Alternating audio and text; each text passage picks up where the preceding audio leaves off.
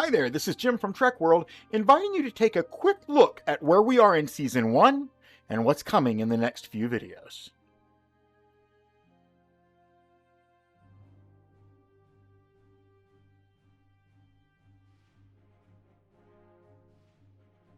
After watching this video, please be sure to check these popular videos on our YouTube channel.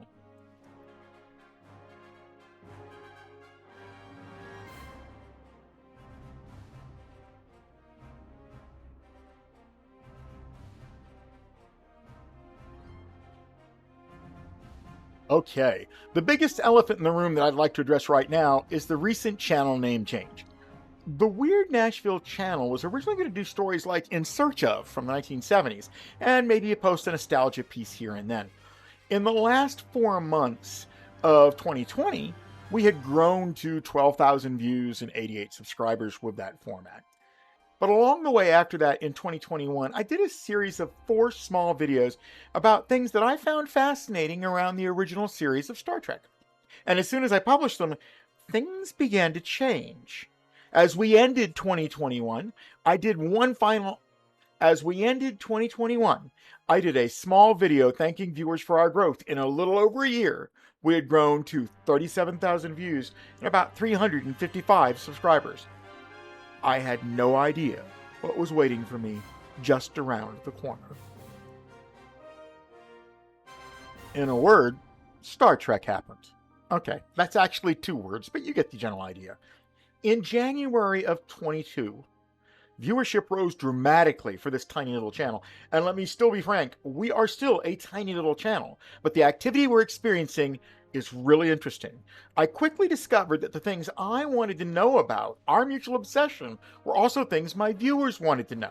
So I decided to double down on Star Trek, and I moved all of my non-Star Trek content to my other channel, Horrifying Horror. As we finish only the second quarter of 2022, we have added about 700,000 views and 6,000 subscribers. So one thing I knew for sure, Weird Nashville's brand had to change. So in June, we pivoted to Trek World.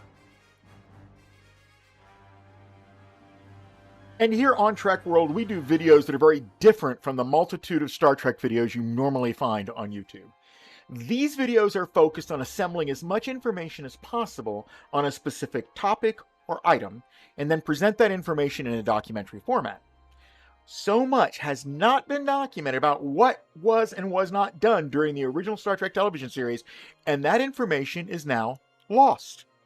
The information provided on the channel is definitely not exclusive new info that you won't find anywhere else. It is, however, about things that most Star Trek fans had no idea.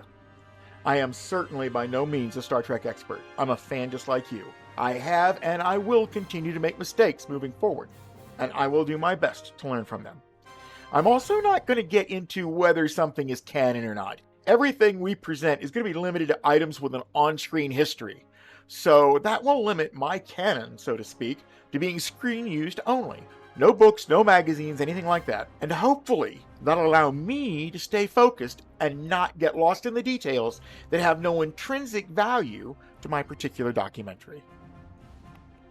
So now, you've probably heard me say in more than one video that we are currently in what I am referring to as Season 1, 1960s Star Trek. Because of that, most, indeed, almost all of my content is based on the original series. We've done content videos on the 3-foot Enterprise, the 18-inch Enterprise, the 11-foot Enterprise. We've done videos on the Smithsonian. We have done videos on the optical effects library for the 3-foot model, the optical effects library for the 18-inch model. We've taken a look at the dramatic life of the Galileo.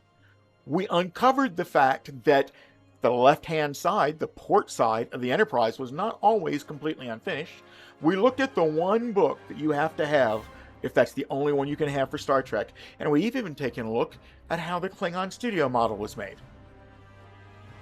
The things that I've identified as still being needed to be done to complete Season 1 are the 11-foot Enterprise's original VFX library, the Romulan shooting model, Hua Chang, who of course is associated with that, Star Trek TOS screen-used props, green screen versions of the original Star Trek footage shot on the Anderson studio. And then at the end of the seasons, we will do wrap-ups of the Enterprise models, the other models, and then a final all-in-one Season 1 wrap-up, sort of like a greatest hits summary. We will then bow out of Season 1 with the James Blish books, Part 1. So as we wind down on Season 1, I'd like to take this opportunity to do a few call-outs about people, places, and things that I've stumbled across as we went on this journey together. These people that you see on the screen now have provided me photos and other media for use in my videos. In many cases, these are private photos that you wouldn't normally just stumble upon while searching the internet. These folks are listed in no particular order, but I do want to acknowledge the media they've provided. Mr. Doug Drexler, a behind-the-scenes early shot of the left side of the 11-foot Enterprise model. Michelle Evans, some very rare 1970s vintage photos of the Galileo when it was still in Roger Hisseman's front yard. Dave Harlan, photos of the Galileo under restoration and the use of it by Star Trek Continues. Greg Holmes, some beautiful high-resolution photos of the 11-foot model in the Smithsonian all the way back in the 1980s. And Russ Haslage, an amazing set of photos of the Galileo while it was still owned by Mr. Steve Haskins. I want to thank each and every one of them for their support. And finally, I would like to take this opportunity to publicly acknowledge this channel's longest subscriber.